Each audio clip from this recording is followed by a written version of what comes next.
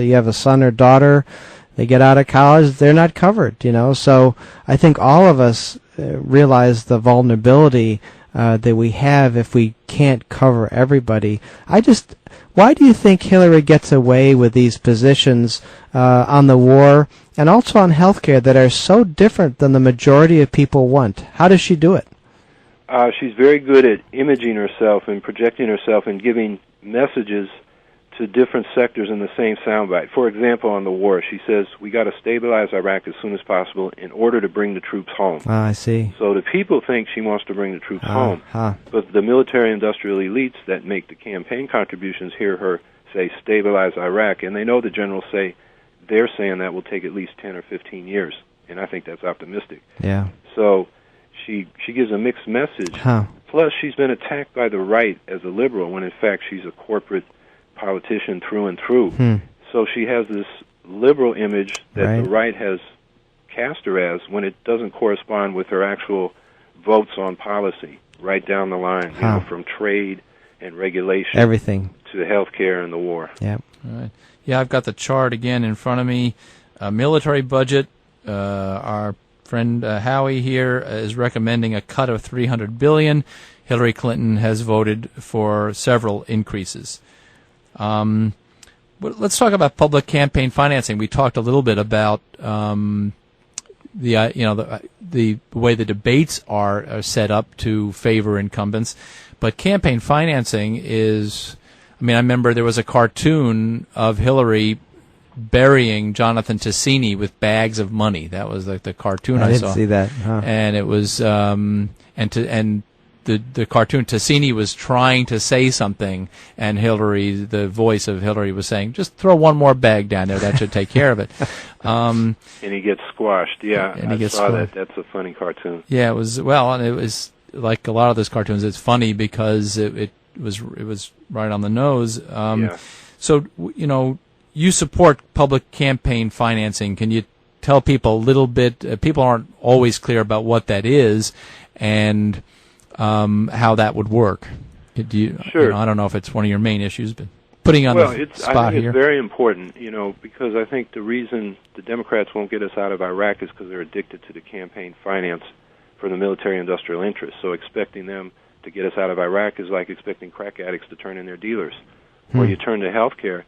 Clinton is now the second highest recipient of health insurance companies' campaign contributions, second only to Rick Santorum in Pennsylvania. Is that true? That's something I didn't know. That's amazing, And that's her reward for knocking single payer off the table back in '93 and pushing to this day that system of, I call it compulsory private health insurance with government mandates and subsidies. And by the way, it wouldn't cause a tax increase to cover everybody. It would, in fact, save us $286 billion a year, according to Physicians for a National Health Plan. So look, elections are public functions. They should be publicly financed. They shouldn't be a domain of legalized bribery, which is what private campaign financing is by the corporate interests.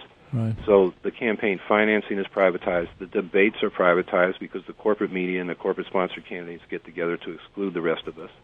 And now we've got these Diebold and Sequoia machines coming in, electronic voting, where the software is proprietary information and the election officials can't even look at it. So elections can be stolen electronically. All this needs to be brought back into the public domain under public control. So what I'm calling for is every ballot qualified candidate should get equal allotments of public campaign financing sufficient to reach the voters with their message. And at the same time, all the broadcast media should be required as a condition of their broadcast licenses to sponsor and broadcast debates and then free advertising time for all the ballot qualified candidates on an equal basis, so they have equal access to get their message out. And let the voters decide, not the private money.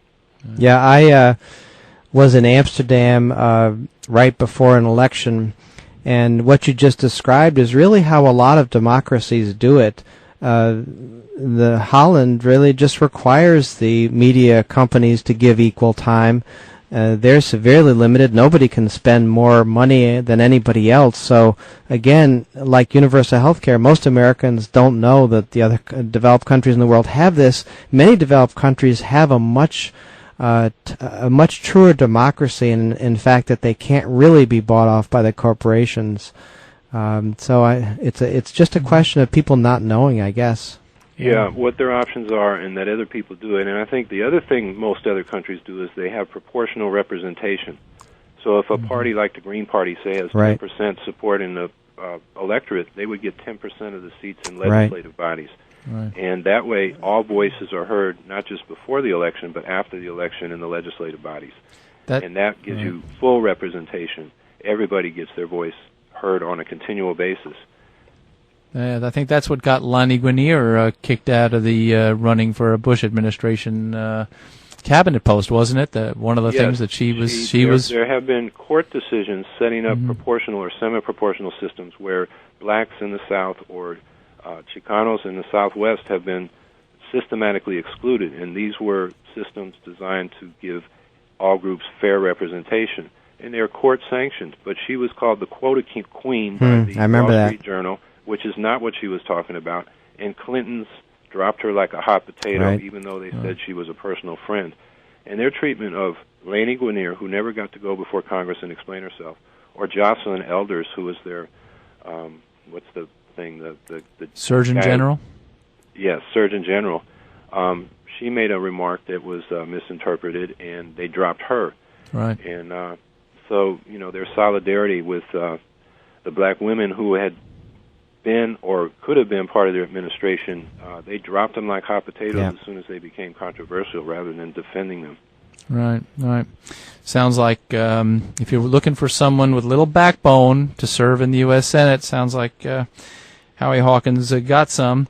What about global warming? I mean, I know the Boston Globe referred to Hillary as a, quote, a climate change no-show, and that certainly would describe almost the entire Congress at this point. What steps do you think could be taken in the Senate to put some sanity back on this issue? Well, you mentioned that I want to cut the military budget by $300 billion, and what I want to do with that $300 billion is invest it in a global public works program for renewable energy. And that would basically rebuild the world's energy infrastructure around renewable energy sources like solar, wind, geothermal heating and cooling, and the efficient biofuels like cellulosic ethanol. And what that would do is, of course, address global warming by reducing carbon emissions. It would enhance world peace so we don't have these resource wars for oil and global occupations by the U.S. in these oil countries which create resentment. If we help them with the technology to go renewable, it will build friends instead of enemies and spread goodwill instead of resentment. So it will contribute to our national security and world peace. Right. And it will be a great way to create jobs. Right now, we've overbuilt in all the industrial sectors as a result of the tech boom at the end of the 90s.